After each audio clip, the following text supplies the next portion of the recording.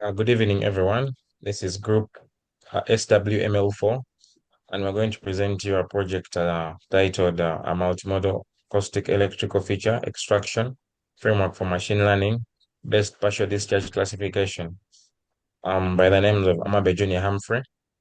I'm Karga and Treasure. I'm Ayan Mustafa Abdurrahman. Thank you. Could you please move to the third slide? Thank you. Partial discharge, OPD, is a localized insulation breakdown in high voltage systems like transformers and generators. Now, over time, repeated PD activity weakens insulation, and then eventually leading to equipment failure, power outages, and safety risks. Now, this is why early detection is very critical. It enables predictive maintenance instead of reactive repairs. Next slide, please. Thank you. Now, our main problem is actually two-way. Now, from the domain perspective, our current systems lack continuous monitoring, making them reactive instead of predictive. And from a computational perspective, PD signals are complex, they are high frequency, noisy, and often redundant. So our goal is to extract meaningful features, classify discharge types, and then determine the fault location automatically. Next slide.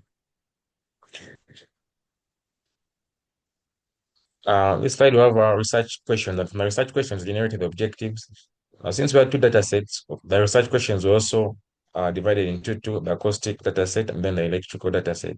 So as you can see, we have questions such as, is the data set complete and structurally consistent on the acoustic data set side? And then from the electrical PD data set side, we ask questions such as, do PD pulses cluster at specific voltage phases? And then from those questions, we're able to generate objectives that we actually were able to carry out in the project.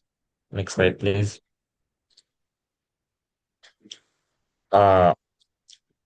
This slide talks about our contributions. As you can see, we conducted EDA, and then we trained 12 models from both the acoustic and electrical data sets. And then from the 12, we identified two best performing models. And those two, we use them further up in the deployment stage of our project. And then from the research outputs, we cleaned our data sets, and then afterwards we trained our models. We generated 12 models, and then we picked two well-performing models that we actually used for further deployment. Next slide, please. Next up, I'm going to talk about the system architecture. Now, at the top, we have the sensor layer. The sensor layer, which includes the acoustic sensors and electrical measurements. Now, these are synchronized with the FPGA to ensure signals are aligned in time. And then below that, we have the processing layer, where we have the neural layer for learning patterns, the pulse detection to identify discharge events, and then we also have the feature extraction to derive meaningful characteristics, and then we have the probabilistic matching, compare matching patterns. Now, this stage transforms raw signals into structured data. The next layer we have is the causal layer. The causal layer analyzes the time of arrival of information and then validates the physics behind the signals. This helps us understand where the discharge is actually happening.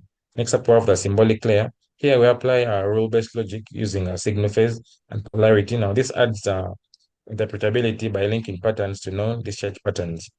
And then we have the agentic layer. This layer performs a risk assessment and generates explainable outputs. It ensures that the system doesn't just predict, but it also explains the reasoning behind everything. And then finally, we have the output. Now, the system outputs the type of partial discharge, the confidence level, and then the localization of the fault. Allow me to hand over to my groupmate Treasure. Thank you so much. So as my former colleague had said, we looked at two data sets, that was the acoustic and electrical data set.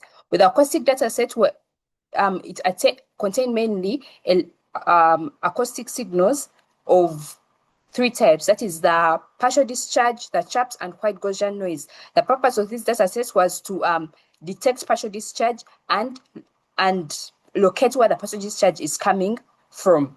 And with the electrical data set, it contained many electrical signals that contained different types of partial discharge. That is the corona, surface, and internal. With the purpose of this data set was to detect the types of the partial discharge. So with these two data sets, we're able to achieve, we aim to achieve three tasks. That is mainly detecting partial discharge, localizing where this partial discharge is coming from, and also detecting the type of the partial discharge to enable the better predictive maintenance.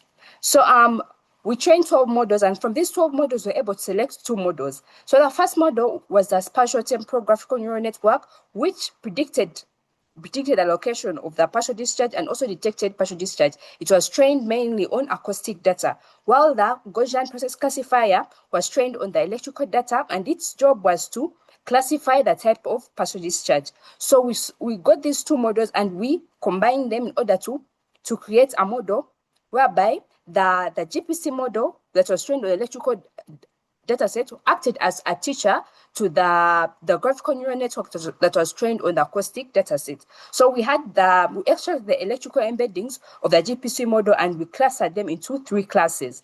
And then using cosine similarity alignment, we're able to assign each acoustic embedding, each enabled acoustic embedding to each of these 3 different partial discharge classes that we were able to cluster. And from then, we're able to get the labeled acoustic embeddings. So we created the pseudo labels that we used to train the partial discharge type, the partial discharge head, and we're able to classify the different types of partial discharges.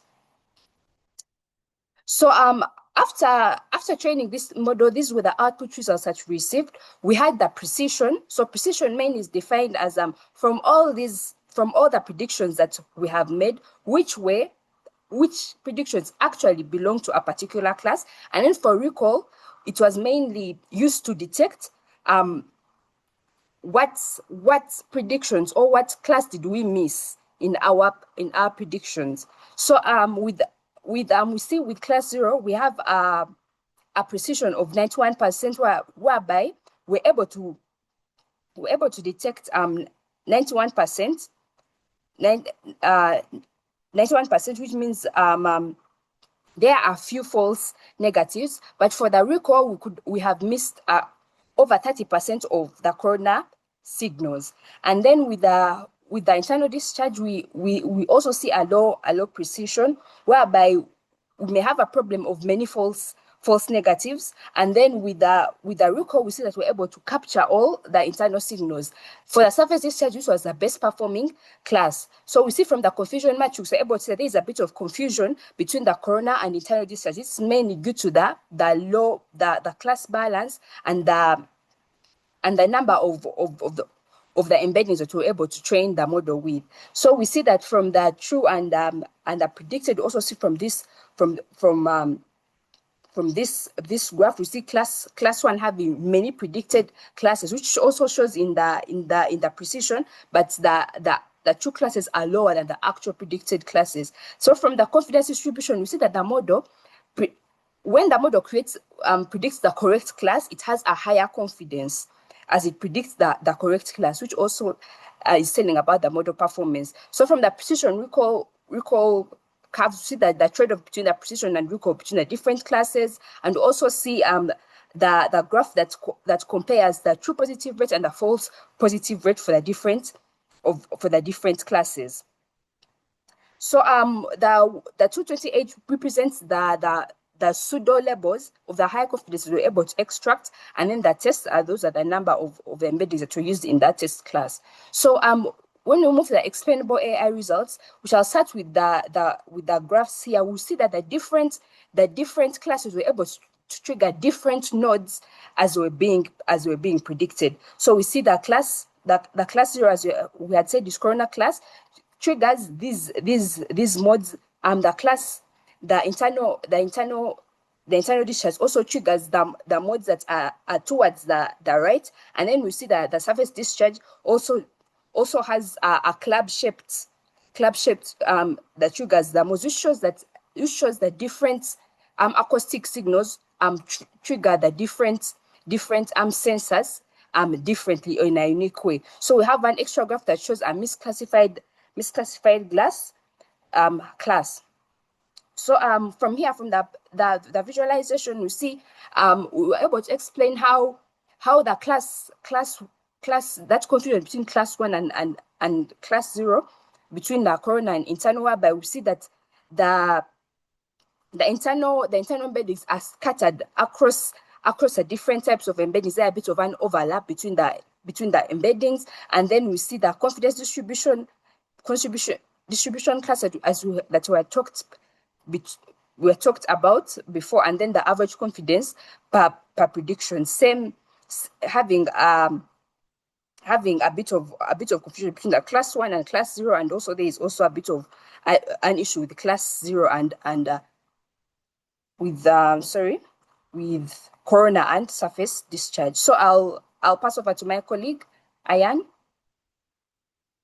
Thank you very much. I'm going to take us through the deployment system. That was how we deployed. Mainly, the deployment system was hosted using the Hugging Face Docker spaces. The deployment architecture, first of all, is divided into several main components that we used. The first component was the front end, which we used simple HTML, CSS, and JavaScript, which was responsible for collecting input mainly in two forms. That was either using the JSON files or the acoustic datasets. Then it helps to send this information to the back end, and then the results are returned by the models. So the second component that we used is the Flask backend. The Flask backend acts as the central controller for the deployment. The system supports two input modes, which I already talked about in the previous statement. The first major component is, the next major component is the preprocessing module. This is important because the model does not directly take raw sound as input, our first model. Then instead, the raw audio must first be converted into numerical graph features. Another supporting component is the metadata CSV files, which is used to validate the audio and the JSON files that we got. After pre-processing, the graph builder is what comes next, and this helps us to convert the node features into graph structure required by the graph neural network. This helps us to normalize the node features, builds the k-nearest neighbor graph, and helps us to also compute edge attributes. We mainly have two stages whereby we use the STGNN model, helping us to give us the discharge type and the location, and the second model that helps us, the fusion model, which helps us to detect the PD type if it is corona, surface, or internal. That is if we had PD in the first stage.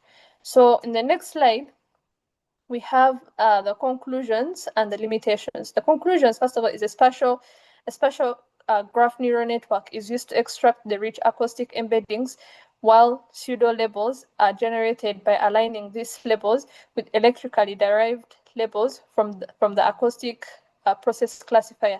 This approach helps us to address the challenge of limited labeled acoustic data by leveraging electrical domain knowledge. This framework can be deployed, first of all, in real-world scenarios whereby cheap microphones can be used to detect and classify partial discharge rather than using the expensive electrical equipments. The limitations we faced was the pseudo-label noise, the imbalanced and the small tests from the acoustic data, then the dependencies on feature alignment quality. Then our next step is to improve the pseudo-label quality, enhance feature representation. We are going to use larger and more diverse data sets, and then we're going to have real-time deployment and edge optimization. Finally, our acknowledgements are basically on the IEE Dataport datasets and the Science Direct publications. Thank you very much.